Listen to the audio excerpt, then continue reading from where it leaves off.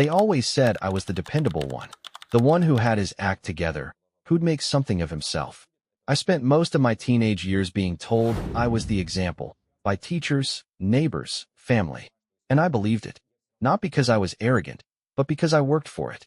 Juggling part-time jobs, keeping my grades up, mapping out my future down to the last internship. My plan was solid. Finish my degree in computer science, get certified, land a junior dev position, and build from there. That plan unraveled the year I turned 20. My aunt called me a safe space for her son. Carter, my cousin, was a year younger than me and had a reputation for pushing limits. He was impulsive, loud, full of reckless confidence. But he had this knack for drawing people in. He was magnetic. The kind of person who could wreck a car and still convince the officer to let him off with a warning. Our family made endless excuses for him. He's just finding himself, they'd say. Boys will be boys. He was struggling in school, and since I lived near campus, my aunt asked if I could let him crash on my couch for a few weeks. Just until he gets back on his feet, she said. Maybe you'll rub off on him. I wasn't thrilled, but I said yes. I always said yes. Carter moved in with 2 duffel bags, a PlayStation, and no intention of being temporary.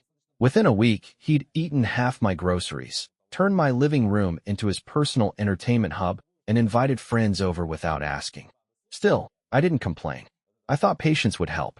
I believed, maybe stupidly, that I could guide him towards something better. I was wrong. It started with little lies. He told my landlord he was on the lease. Said he was helping with rent when he wasn't. Told girls we were brothers. Even made up this wild story that we'd grown up in the foster system together. I called him out on it once, and he just laughed. People eat that kind of stuff up, he said, cracking open a beer at 11 a.m. Then the money issue started. First, he borrowed $100 for some online course he claimed he needed. Never paid me back. Then it was groceries, bills, gas money. I was supporting 2 people on a student's paycheck. I try to bring it up, try to be firm, but he'd get defensive or sulk like I'd kicked a puppy. It wasn't until Carter brought home a girl who was clearly too drunk to stand that I started setting real boundaries. I told him she wasn't staying, that she needed to go home safely. He acted like I'd ruined his life. Called me controlling. Slammed the door so hard my neighbors complained.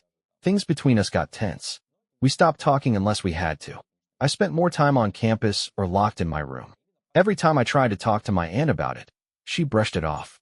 He's just adjusting, she said. Be patient with him. Then came the night that changed everything.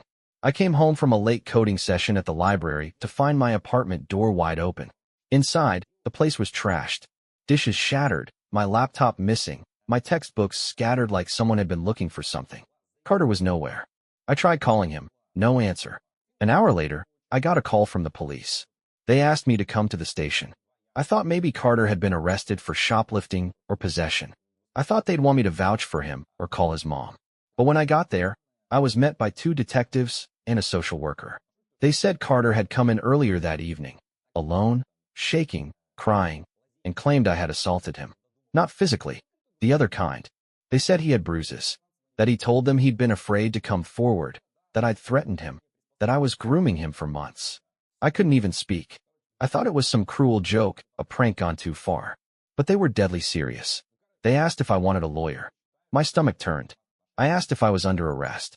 They said not yet, but that they were opening an investigation. I was in that station for 6 hours. They questioned me about everything, my relationship with Carter, my past, even my childhood. I answered everything honestly. I even offered my phone, my laptop, until I realized it was missing. Taken. By him. They let me go eventually, but not before warning me not to leave town. This is a serious allegation, they said. And if it's true, we will pursue charges. By the time I got back to my apartment, it had been cleared out. Carter was gone. My savings? Gone. My gaming console? Gone. But what really hit me was the letter on my kitchen table, scrawled in Carter's handwriting. You should have just helped me when I needed it. That's when I knew.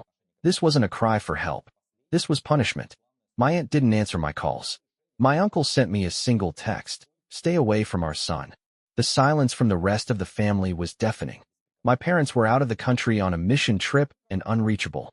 My friends? Most of them distanced themselves overnight. People don't wait for the facts. They hear an accusation and run. Campus security told me I was being suspended pending investigation. They said it was for everyone's safety. My internship offer was rescinded 2 days later. I was 20 years old, 2 semesters from graduating, and suddenly I was radioactive. I didn't leave my apartment for days. I didn't eat. Just sat on my floor staring at the wall, replaying every conversation I'd ever had with Carter, trying to understand what I missed, what I did wrong. But there was nothing to understand. He wanted something, money, attention, revenge, and I was the obstacle. That's when the rumors started. Online threads, whispers around campus, people saying I was a predator, that I'd been caught, that there were others. None of it true, of course, but in the digital age, truth comes second to gossip. I got doxxed. My face plastered on message boards with captions like "sicko" and "watch out." People messaged me threats. Some posted pictures of my building, daring me to come outside. I filed a report with the police about the break-in and the stolen laptop, but Carter had already disappeared. No forwarding address. No calls. No accountability. I wanted to fight back. I really did. But how do you fight a shadow? Every time I tried to explain my side, people assumed I was just trying to cover myself. That's how these things work. Once you're accused, you're guilty by default. So I did what I had to. I packed a single suitcase and left the city. No farewell. No plan. Just me and a car that barely ran, driving until the gas needle hit red. The town I landed in was called Valewood, though calling it a town was generous. More like a stretched-out strip of forgotten stores and 2 traffic lights surrounded by dense pine forest. It was the kind of place where people knew when you were new, where stares lingered a little too long and questions came in slow, polite suspicion. I found a vacancy at a rundown motel just off the highway. Weekly rates. Cash only. The carpet smelled like mildew, and the heater rattled like it was coughing up its final breath, but it was shelter. I spent my first 3 nights there in silence. Phone turned off, curtains closed, heart slamming in my chest every time footsteps passed the door. I wasn't hiding from the law, at least not yet, but I might as well have been. It felt like I'd been buried alive under a lie I couldn't outrun. I finally started working at a local mechanic's garage. The manager, Ed, was a wiry man with grease-stained hands and eyes that didn't blink much. He didn't care about my past, didn't ask questions, just wanted someone who could keep their head down and turn a wrench. I lied and said I was between semesters, that I was figuring things out. He nodded like he didn't believe me, but he handed me a pair of coveralls and pointed me toward a rusted-out Corolla. I was surviving. Barely. Each paycheck stretched thinner than the last. I skipped meals, slept in my clothes to keep warm. I didn't even look in the mirror anymore. But I kept showing up, kept my head low. That was the new plan. Don't make noise, don't stand out, and maybe, just maybe, I'd outlast the storm. Then I met Daria. She was a regular at the garage, brought in this beat-up blue Jeep every couple of weeks with something new wrong with it. Alternator, brakes, battery. If it could break, it did. She joked that the car was held together by her sheer willpower and duct tape. She had these green eyes that didn't match her tired expression, like she used to laugh more than she did now. The first time we really talked, I was elbow-deep in her engine bay. She offered me a coffee and said, "You look like you've been through some shit." I must have flinched, because she quickly added, "So have I." Over the next few weeks, we started trading stories and fragments. She'd hang around the garage longer after drop-offs, asking if I needed help with inventory or sweeping. Eventually, I learned she'd escaped her own kind of hell, an abusive ex who convinced her family she was unstable. They'd taken his side, cut her off. She left with a duffel bag and nothing else.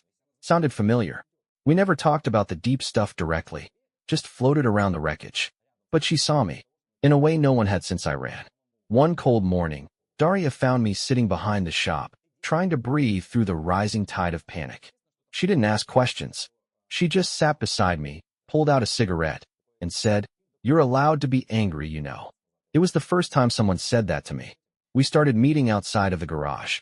Late-night walks, cheap diner coffee, conversations that danced around our bruises, but still connected like pressure points. It wasn't love. Not yet. It was survival chemistry, 2 people clinging to each other because the world had made them untouchable. But even good things can turn sour when you've been poisoned by betrayal. The twist came on a Tuesday. Ed called me into his office with a grim look. "You got someone looking for you," he said. My blood ran cold.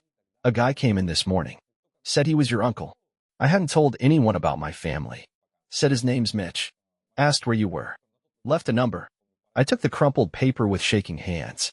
Mitch was my dad's brother, an attorney with a silver tongue and a spine made of sleaze. If he was here, it meant the family knew where I was. Somehow, they'd found me. I threw the number in the trash on my way out.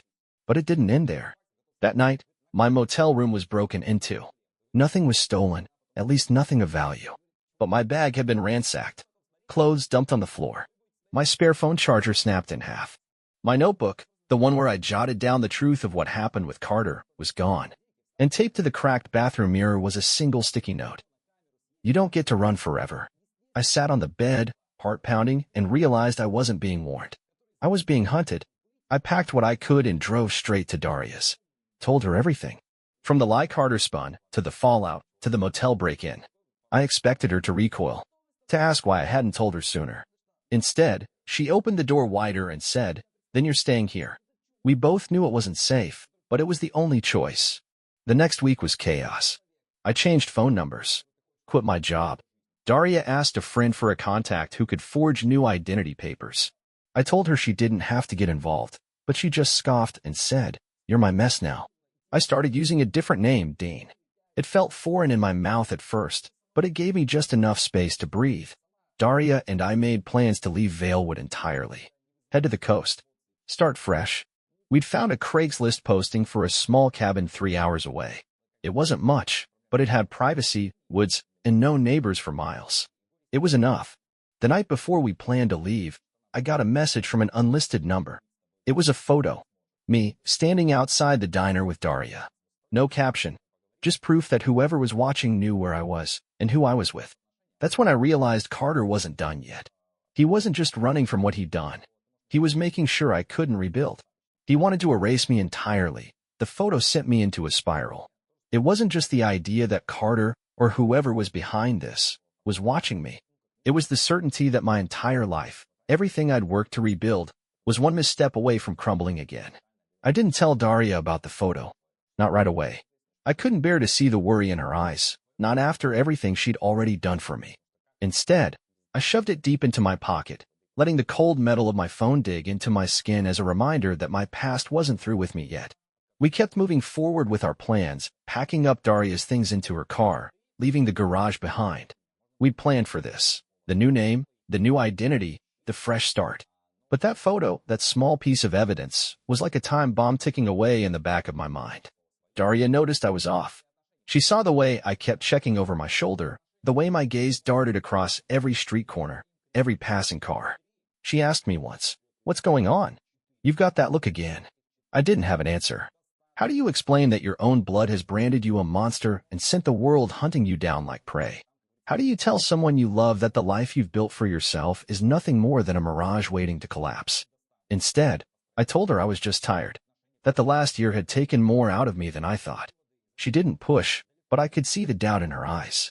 The one that said she wasn't sure if she believed me or if she thought I was hiding something. The next morning, as we loaded the last of the boxes into her car, I saw a figure standing across the street. Tall, lean, a baseball cap pulled low, face obscured by shadows.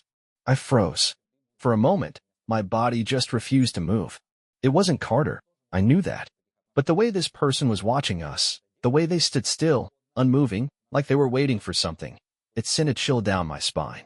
"Daria," I whispered, pulling her toward the car. She didn't ask why, just followed my lead. I tried to act casual, to mask the panic bubbling in my chest. "Let's go." We didn't drive directly to the cabin. I couldn't risk it. Whoever was out there knew where I lived. They might have been waiting for me to make a mistake. So we drove aimlessly for hours, taking back roads, avoiding main highways. It was a paranoid strategy, but it worked. By the time we reached the cabin, the sun was setting, casting the woods around us in a twilight haze that seemed to swallow us whole. The cabin was a blessing and a curse. It had no cell service, which meant no contact with the outside world. No social media, no calls. But it also meant no help if things went wrong. It was isolated, surrounded by trees and miles from the nearest town. No one could find us here unless they really wanted to. We made it inside, and I instantly felt the weight of silence pressing down on me. The place was cold, but the warmth of Daria's presence was enough to keep it bearable. We unpacked in a quiet routine, setting up our lives in this small, makeshift home. But even here, in the middle of nowhere, I couldn't escape the feeling that someone was watching. That night, after dinner, Daria sat down on the couch, her legs tucked underneath her as she turned on the small, dusty television we found in one of the drawers. It flickered to life, static buzzing through the speakers. She smiled and said, "At least we've got something to distract us." I didn't answer her. I couldn't. My mind was a storm, a constant barrage of worst-case scenarios. What if Carter was out there? What if my family had tracked me down? What if they were here, watching, waiting for the right moment to strike? That's when it happened. The power went out. The house plunged into darkness. The hum of the refrigerator stopped, the faint buzz of the television cutting out abruptly. For a moment, all I could hear was my heartbeat, loud, panicked, pounding in my ears. Then came the knock. It was soft, tentative at first, almost polite, but it wasn't the sound of a friendly visitor. It was the kind of knock you hear just before a bad situation unfolds. I looked at Daria. Her face was pale, her mouth slightly open in shock. She wasn't moving. Neither was I. Another knock. Louder this time. And then, a voice. "Dean? You there?" It was Carter. I knew that voice. That smug, condescending tone I'd grown all too familiar with. Daria turned to me, eyes wide. "What the hell?" I didn't answer her. Instead, I grabbed the nearest thing, a heavy flashlight, and made my way toward the door, my hands trembling. There was no escaping this. No hiding. He was here, and whatever game he was playing, it was about to reach its end. "Dean, open up," Carter's voice called again, more insistent this time. "I know you're in there. You can't run forever." I glanced at Daria, who was standing now, her posture stiff, her eyes wide with fear. I knew she wanted to ask what was going on, but she didn't. Not yet. I walked toward the door, then stopped. It was one of those moments where you realize you're standing at the precipice, knowing that one wrong move could send everything tumbling down. But I had no choice. I had to face this. Face him. "Dean, come on. Let's talk. You don't have to make this harder than it needs to be." I closed my eyes, took a deep breath, and unlocked the door. I opened the door just a crack, enough to see Carter standing there, his hands shoved into his jacket pockets, his face twisted into that smug, familiar sneer. I wanted to slam the door in his face, to yell at him, tell him to get the hell away from me, but I didn't. Instead, I stood there in the dark, frozen. "Carter," I said, my voice barely above a whisper. "What the hell are you doing here?" He smirked, like this was all just a big joke to him. "I came to see my cousin." "Come on, let me in. You know I'm not here to cause trouble." I didn't move. My mind raced, thinking about all the ways this could go wrong. I wasn't ready for this. Not like this. "You should leave," I told him, trying to keep my voice steady. "You're not welcome here." He stepped forward, his hand reaching for the door. "I don't think you get it, Dean. You've been hiding from the truth for far too long, and I'm here to help you face it." At those words, something inside me snapped. It wasn't just the rage, though that was building up quickly. It was the absurdity of it all. The idea that after everything, after the betrayal, the lies, the chaos he'd caused, he was standing here acting like he had the right to say anything, let alone offer help. "You want to help me?" I said, stepping back from the door, my hands clenched into fists. "You're the last person who gets to help me." Carter's expression darkened, but he didn't back off. Instead, he shifted his weight, leaning against the doorframe like he was settling in for a long conversation. "I get it, all right? You think I ruined your life. But, Dean, you gotta listen. What I did, it wasn't just for me. It was for you too. You wouldn't get it, but I did what I had to. I wanted to punch him in the face. I wanted to scream at him, ask him how he could even look at me without being consumed by guilt. But all I could manage was a tight, bitter laugh. "Is this your apology, Carter?" I asked, my voice dripping with sarcasm. "You destroyed my life, and now you're standing here like we're supposed to have some heart-to-heart about it?" He didn't flinch. Instead, he straightened up and looked me dead in the eyes. I didn't know what else to do. I was losing everything, Dean. My dad was always so busy with his stupid job. My mom, she doesn't even care. So, yeah, I did something messed up. I thought if I could turn everyone against you, if I could make you the bad guy, then maybe I'd get a little of what I needed. I was speechless for a moment, my mind struggling to process what he was saying. It was twisted, sick. I had always known Carter had problems, but I never imagined it went this deep. "You think this was about you?" I asked, finally finding my voice again. "That everything you did, all the lies, the manipulation, It was just so you could get attention? You ruined my future. You ruined my family. You're a coward, Carter. You always have been. His smirk faded, replaced with something closer to regret, but I didn't care. The weight of everything he'd done to me, to our family, was too much to ignore. I didn't want it to go this far, all right? He said, his voice softer now. But I couldn't stop myself.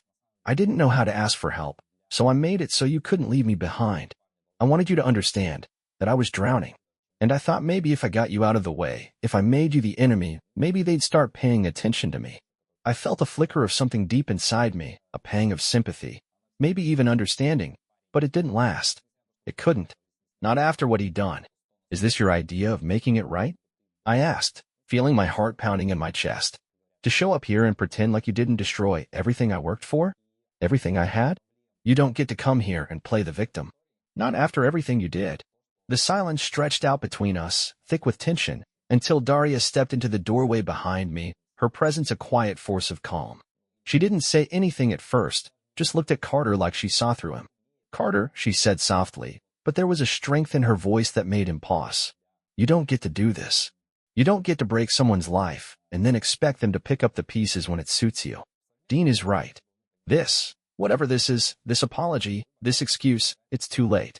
Carter turned his head slowly, as if he hadn't expected her to speak. His eyes flickered with the kind of discomfort that came from realizing he wasn't in control anymore. You're not my family, Daria continued, her words deliberate.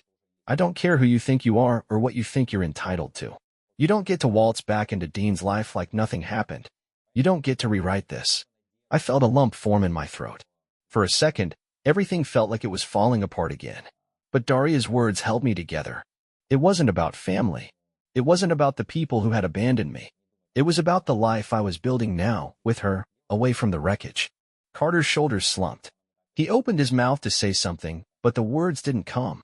Instead, he turned, looking over his shoulder before walking off the porch. His steps were heavy, dragging, like he was carrying the weight of his own regret. I closed the door behind him, locked it. Then I sank back against it, my body shaking, my mind still processing everything that had just happened. Daria came up beside me, her hand resting on my arm. We're okay, she said quietly. But I wasn't sure we were. I wasn't sure I'd ever truly be okay.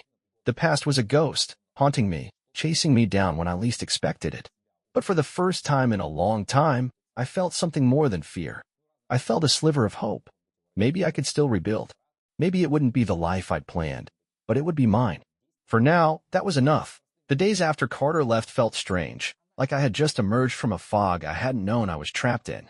The air in the cabin felt different, fresher, less oppressive, though that nagging feeling still lingered. He was out there somewhere, my family still scattered like broken pieces of a puzzle I couldn't piece together. And while Daria and I were safe, I knew deep down that safety wasn't permanent.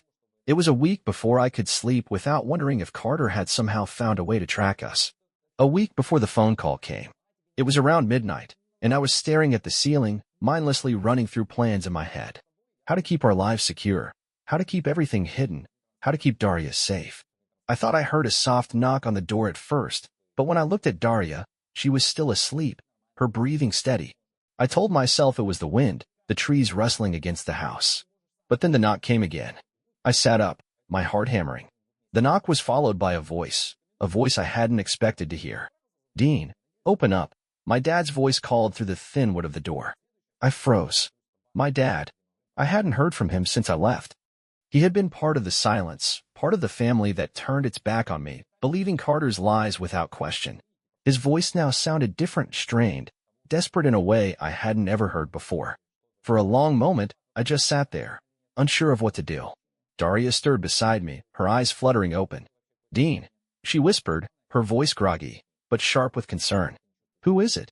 My dad, I muttered, barely believing the words myself. She sat up, her expression hardening. You're not going to let him in, right? I didn't have an answer right away. Part of me wanted to open the door, to confront him, to demand why he hadn't come to me when I needed him most. Another part of me just wanted to pretend I didn't hear him at all and let him go back into whatever hole he'd crawled out of. But the thing that stopped me was the same thing that had haunted me for months, the truth that no matter what, I could never get those years back. Even if I let them back into my life, it would always be tainted by the lies they'd chosen to believe. I wasn't the person they'd thrown away.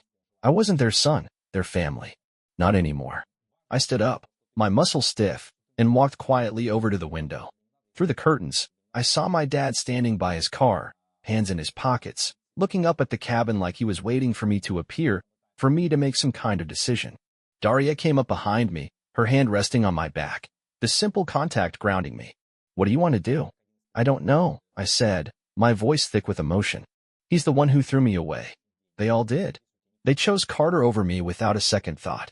And now they think they can just waltz back into my life because it's convenient for them. I don't think he's here to apologize, Dean, Daria said quietly, her words cutting through the fog of my thoughts. Not really. He's here for something else. Maybe guilt. Maybe closure. Maybe he wants you to forgive him, but it's all about him.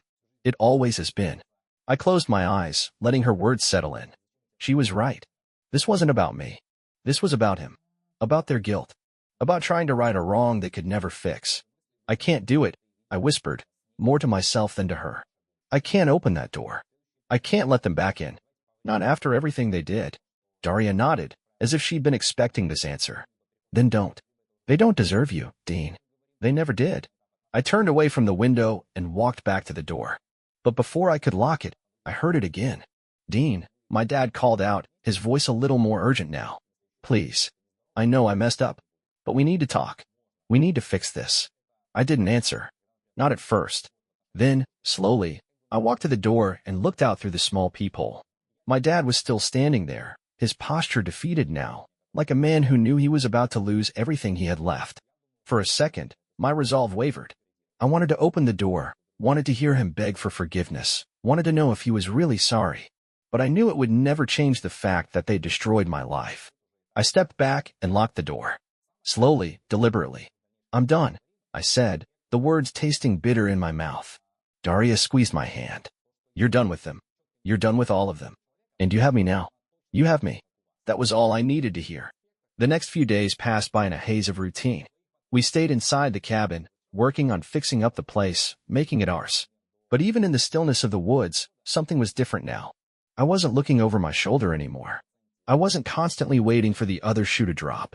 The past had its claws in me, yes, but for the first time, I didn't feel like it owned me anymore. Then, for days after my dad came knocking, I got another call. This time, it wasn't a voice I recognized. Dean, the voice said, cool and collected. This is Jessica from the State Department. I'm afraid I have some bad news. It's about your cousin Carter. I felt a chill creep down my spine. What about him? I asked, though I knew whatever was coming wouldn't be good. He's missing, she said bluntly. Disappeared. No one knows where he went. We think he may have left town, but we haven't been able to track him down. He's been in some legal trouble, and we need your help. I didn't answer right away. My hands were shaking, but I held it together. Carter had disappeared. Gone.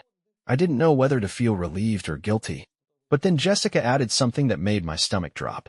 We believe he may be involved in a much bigger problem. Something that's been happening for a while. Drugs, money laundering, possibly worse. You may want to know that your name's been mentioned. You may be a target, too. It was like the ground slipped out from under me. Carter wasn't just a mess anymore. He was a monster.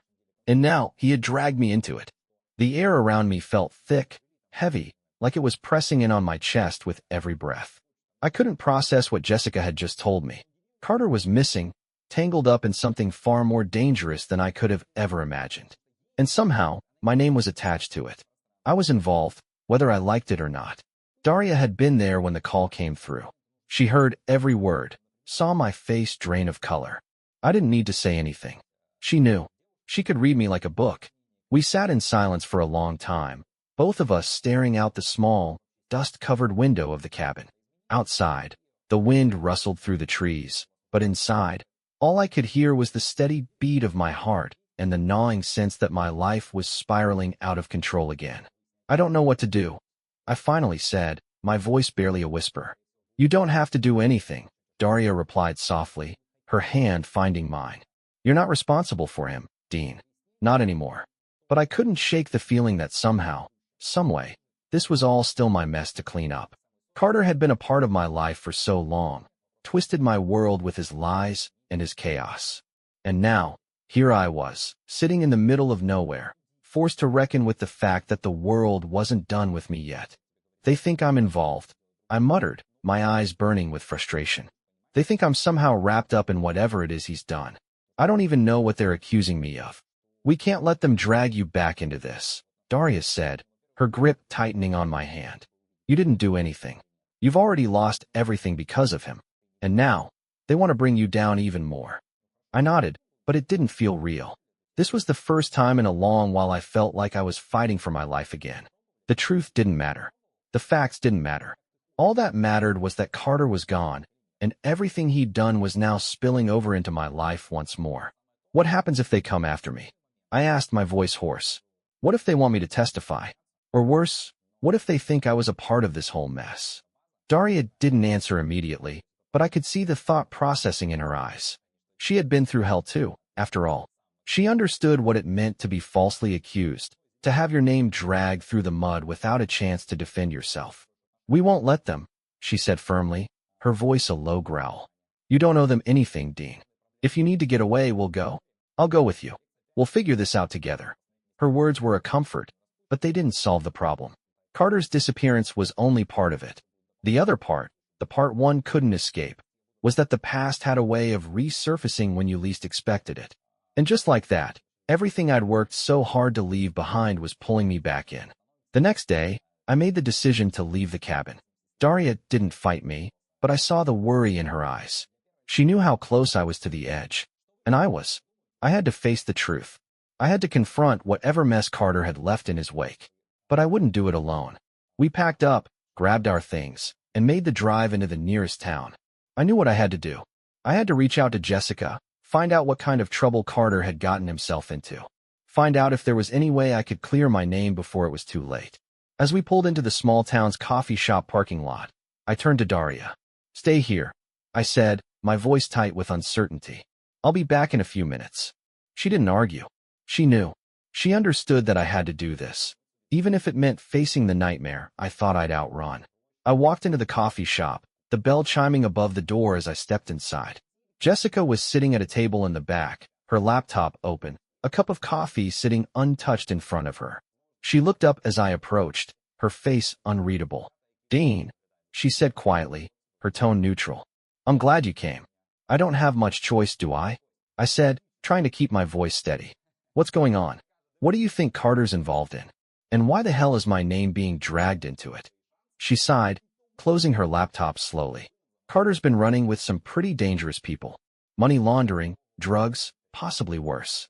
We've been tracking him for months now, trying to build a case, but he's been slippery. He's smart, Dean. Too smart. And my name? I asked, the frustration boiling over. Why is it showing up on their radar? Jessica leaned forward, her eyes narrowing slightly. It seems Carter's been using your identity. He's been accessing your records, making fake claims, trying to cover his tracks. It looks like he's been framing you. I felt like the ground had been pulled out from beneath me. Carter wasn't just trying to ruin my life. He was going after it on a much deeper level. He'd been using me as a scapegoat, setting me up as a way to cover his tracks and keep the attention off himself. You're telling me he's been using me as a decoy this whole time? I asked, my voice shaking with disbelief. I'm not involved in any of this.